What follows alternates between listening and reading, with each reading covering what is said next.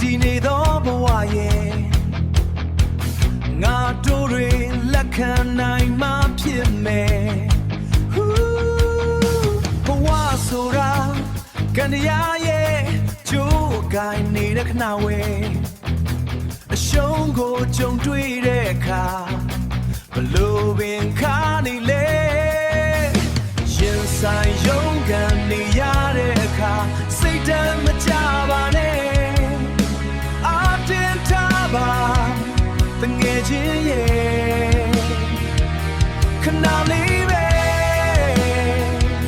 တစ်ချိန်မှမင်းမျောလင်းချက်များအားလုံးပြည့်စုံလိမ့်မယ်ငါယုံကြည်နေတဲ့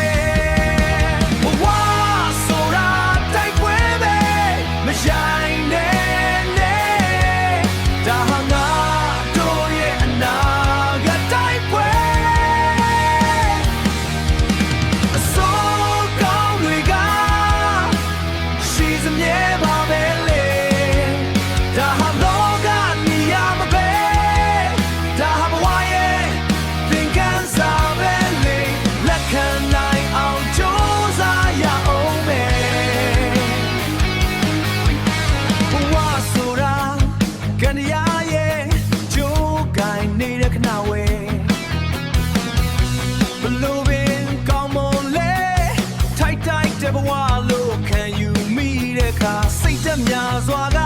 အောက်ချေမလွတ်နဲ့ကွာ